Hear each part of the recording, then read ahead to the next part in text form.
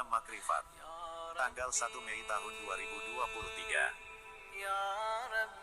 Masya Allah, hamba memperhatikan banyak orang-orang bertasawuf atau mendekatkan diri kepada Allah Subhanahu wa Ta'ala untuk menghayati tentang ciptaan Engkau sebagaimana petunjuk Quran Surat Al-Maidah 5 ayat 35 yang artinya, wahai orang-orang yang beriman, bertakwalah kepada Allah dan carilah jalan yang mendekatkan diri kepada Allah dan berjihadlah pada jalannya supaya kamu mendapat keberuntungan. Dengan ayat inilah sebagai petunjuk untuk bertasawuf dan juga petunjuk itu hanya apa saja yang Allah Subhanahu wa Ta'ala ciptakan. Quran Surat Al-Imran 3 ayat 191 yang ternyata berbagai suku-suku dan berbagai agama mencari kebenaran yang hakiki termasuk hamba yang tidak menyalahi hak Allah Subhanahu wa Ta'ala, namun ada saja yang tidak meyakini bahwa Allah itu Esa yang tidak beranak dan tidak diperanakan. Makanya mereka itu hanyalah manusia cuma numpang hidup saja yang tidak mengenal siapa yang menciptakan dirinya. Ya Allah, hamba bertanya kepada Engkau, mengapa hamba selalu mendengar suara tanpa melalui telinga walaupun kejadiannya tidak terlalu sering, namun menjadikan hamba selalu mereka berhati-hati setiap langkah takut kepada suara yang menggetarkan hati, dan apakah ada hubungannya firman di bawah ini? Allah Subhanahu wa Ta'ala berfirman, artinya, sungguh, kamu dahulu lalai tentang peristiwa ini, maka kami singkapkan tutup yang menutupi matamu, sehingga penglihatanmu pada hari ini sangat tajam. Quran Surat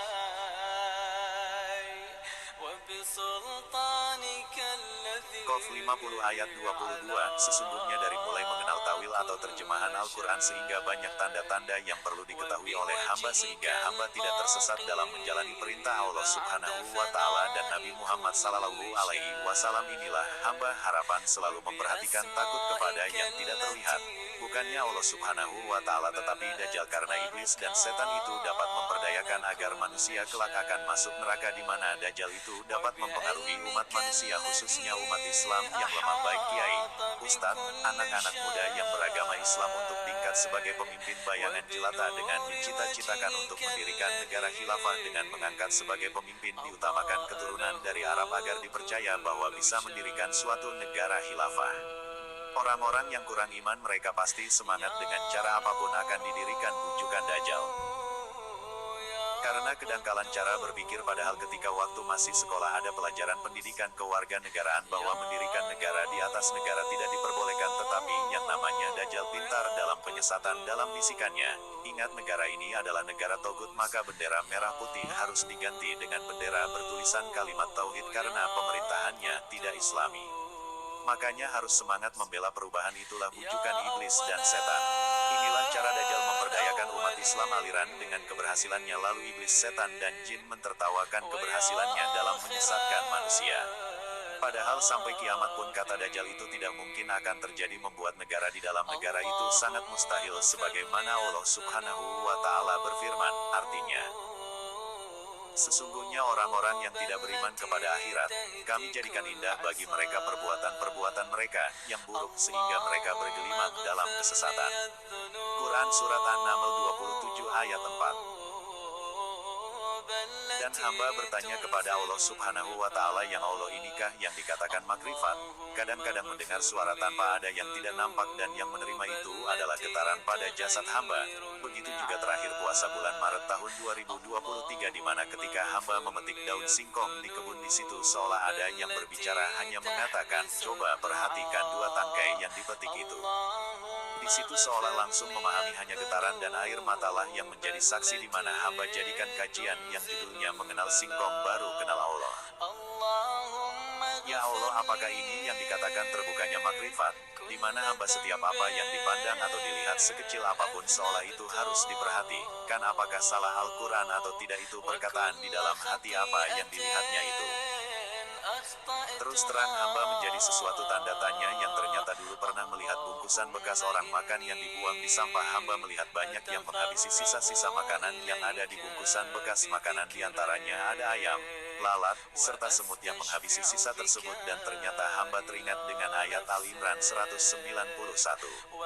Ada kalimat yang mengatakan, ya Tuhan kami, tidaklah Engkau menciptakan semua ini sia-sia, maha suci Engkau. Lindungilah kami dari azab neraka.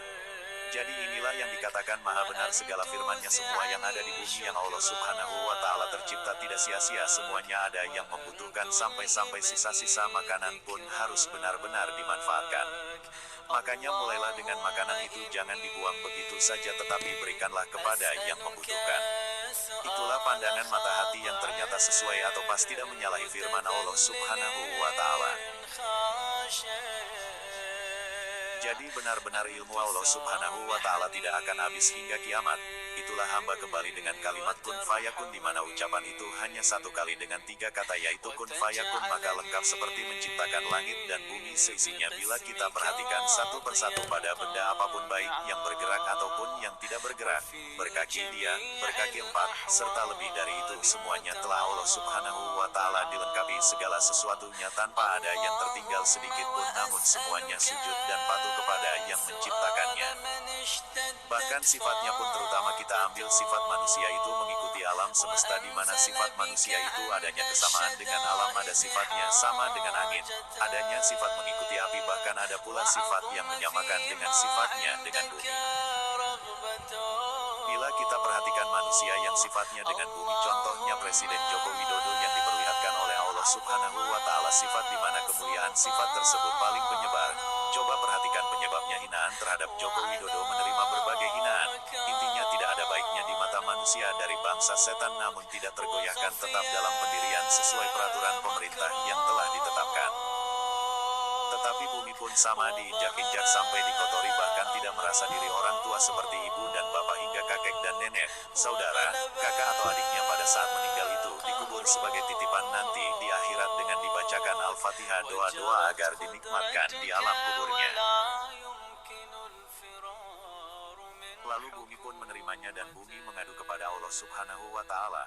Wahai Allah Subhanahu wa Ta'ala, rasanya hamba bumi mengapa mereka saudara-saudaranya dan kerabatnya memberikan kepada yang mati doa-doa. Mengapa hamba bumi tidak pernah disalami Al-Fatihah yang agung dan yang dimuliakan? Hanya ada orang bodoh mencari Allah yang selalu memberi salam Al-Fatihah. Mereka tidak paham bahwa di dalam bumi itu ada api yang luar biasa panasnya, dan hamba bumi menjaga dan mengawasi manusia pilihan yang hamba ting saja hingga kiamat, tetapi yang lain hamba tenggelamkan ke dalam neraka yang dipunyai bumi. Wahai bumi, aku Allah Subhanahu wa Ta'ala, ternyata kau cerdas. Memang manusia yang tidak menghormati bumi harus merasakan sebagaimana mereka hidup di muka bumi, karena mereka tidak lagi mencintai aku Allah Subhanahu wa Ta'ala. Mereka menyukai seseorang pemimpin yang membawanya ke neraka. Maka sudah menjadi ketetapan bagi Allah Subhanahu wa Ta'ala di bawah ini dua ayat artinya, dan iblis telah dapat meyakinkan terhadap mereka kebenaran sangkaannya, lalu mereka mengikutinya, kecuali dari sebagian orang-orang mukmin. Quran Surat As-Saba 34 ayat 20.